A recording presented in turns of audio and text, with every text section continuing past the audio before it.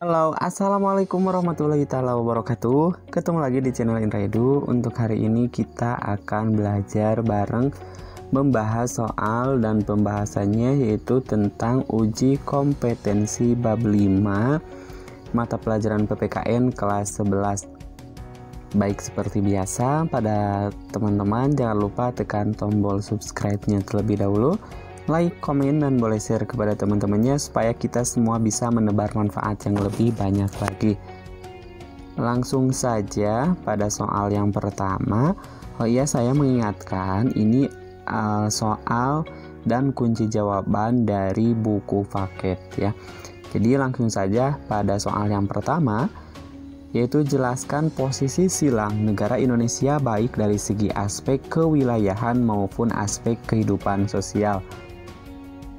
Kunci jawabannya, dari aspek kewilayahan negara Indonesia berada pada posisi silang, yaitu berada di tengah-tengah dunia, dilewati garis khatulistiwa, diapit oleh dua benua, yaitu benua Asia dan benua Australia, serta berada di antara dua samudra, yaitu Samudra Hindia dan Samudra Pasifik. Kondisi tersebut menunjukkan bahwa wilayah Indonesia berada pada posisi silang yang sangat strategis. Nah, itu aspek dari kewilayahan. Sedangkan bagaimana kalau dilihat dari aspek kehidupan sosial? Nah, dari aspek kehidupan sosial antara lain, yang pertama, penduduk Indonesia berada di antara daerah berpenduduk padat di utara dan daerah berpenduduk jarang di selatan. Yang kedua, ideologi Indonesia terletak antara komunisme di utara dan liberalisme di selatan. Yang ketiga, demokrasi Pancasila berada di antara demokrasi rakyat di utara, yaitu Asia daratan bagian utara, dan demokrasi liberal di selatan.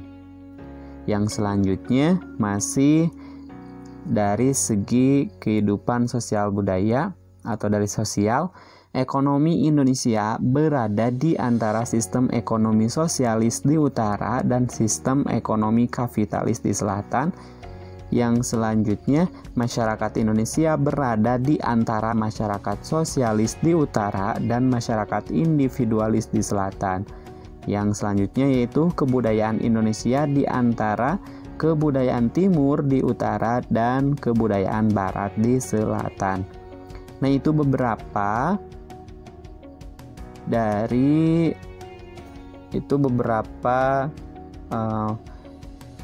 posisi silang negara Indonesia baik dari segi kewilayahan maupun dari aspek kehidupan sosial ya. Nah, yang terakhir yaitu sistem pertahanan dan keamanan Indonesia berada di antara sistem pertahanan kontinental di utara dan sistem pertahanan maritim di barat, selatan, dan timur. Kita lanjutkan pada soal nomor 2, mengapa posisi silang negara Indonesia bukan hanya merupakan potensi yang harus disyukuri, tetapi juga merupakan tantangan sekaligus ancaman bagi integrasi nasional. Kita lihat kunci jawabannya, posisi silang Indonesia merupakan sebuah potensi sekaligus ancaman bagi integrasi nasional bangsa Indonesia. Dikatakan sebuah potensi karena akan memberikan dampak positif bagi kemajuan bangsa Indonesia serta akan memperkukuh keberadaan Indonesia sebagai negara yang tidak dapat disepelekan peranannya dalam menunjang kemajuan serta terciptanya perdamaian dunia. Akan tetapi, posisi silang ini juga menjadikan Indonesia sebagai negara yang tidak terbebas dari ancaman yang dapat memecah belah bangsa.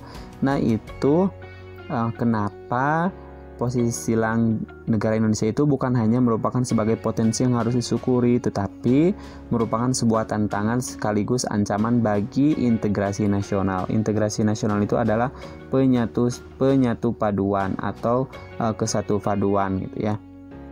Nah, sedangkan ada kebalikan dari integrasi nasional yaitu disintegrasi nasional, yaitu perpecahan di dalam bangsa ini, seperti itu.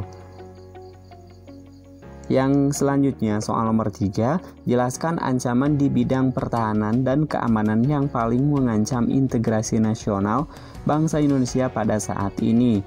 Kunci jawabannya, wujud ancaman di bidang pertahanan dan keamanan yang mengancam integrasi negara pada umumnya berupa ancaman militer.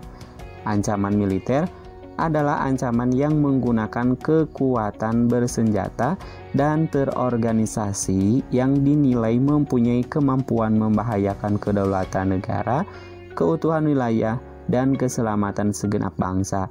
Ancaman militer dapat berupa agresi atau invasi, lalu juga pelanggaran wilayah, pemberontakan bersenjata, sabotase, spionase, aksi teror bersenjata, ancaman keamanan laut dan udara. Nah, itu ancaman di bidang pertahanan dan keamanan yang paling mengancam integrasi nasional, khususnya bangsa Indonesia pada saat ini, ya. Kita lanjutkan pada soal nomor 4. Mengapa ideologi Pancasila tidak bisa dikatakan aman dari berbagai macam ancaman dan pengimplementasian nilai-nilai di masyarakat? Kunci jawabannya, ancaman terhadap ideologi Pancasila tidak hanya berasal dari komunisme, tetapi juga dari ideologi lainnya, misalnya liberalisme. Secara tidak sadar, saat ini kehidupan masyarakat Indonesia cenderung mengarah pada kehidupan liberal atau bebas yang menekankan pada aspek kebebasan individual. Hal ini sebagai akibat dari era globalisasi. Globalisasi ternyata mampu meyakinkan kepada masyarakat Indonesia bahwa liberalisme dapat membawa manusia ke arah kemajuan dan kemakmuran.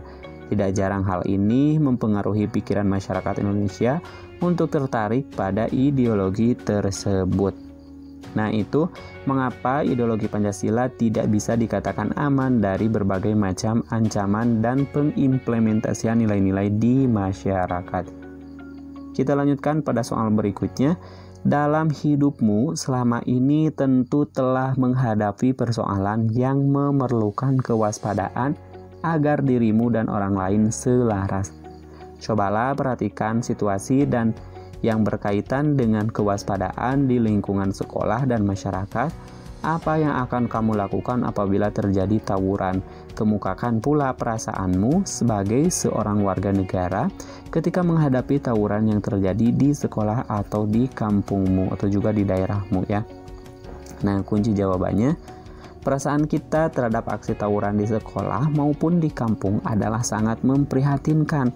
Kenapa sangat memprihatinkan? Karena tawuran dapat memecah belah persatuan dan kesatuan serta dapat merusak citra, ya, atau nama baik sekolah dan kampung halaman serta membahayakan orang-orang yang berada di sekitarnya yang tidak tahu menau, ya, yang tidak tahu menau persoalan yang sebenarnya. Tawuran juga suatu perbuatan yang tidak terpuji. Nah, itu yang kita lakukan apabila terjadi tawuran. Lalu perasaan kita sebagai seorang warga negara ketika menghadapi tawuran yang terjadi di sekolah atau di kampung kita, ya. Jadi perasaan kita itu sangat prihatin, ya, karena dengan adanya tawuran tersebut itu dapat memecah belah persatuan dan kesatuan serta merusak citra sekolah atau kampung kita. Nah, bagaimana yang harus kita lakukan? Yang harus kita lakukan adalah kita harus tetap menjaga persatuan dan kesatuan yang ada di lingkungan tempat kita tinggal ataupun di sekolah, ya. Persatuan dan kesatuan itu banyak contohnya. Salah satu contohnya adalah saling bertoleransi atau saling menghargai dengan teman, dengan tetangga, dan yang lain-lain. Itu banyak contoh atau hal penerapan tentang persatuan dan kesatuan di lingkungan sekolah dan di lingkungan kampung kita atau di tempat tinggal kita. Nah, untuk pembahasan selanjutnya insya Allah kami akan bahas uji kompetensi bab 6 PPKN kelas 11, yaitu ada di halaman 204 di buku paket, ya. Saya akhiri, semoga bermanfaat. Sampai ketemu di pembahasan selanjutnya. Assalamualaikum warahmatullahi ta'ala wabarakatuh. Jangan lupa tekan tombol subscribe, like, komen, dan boleh share kepada teman-temannya ya.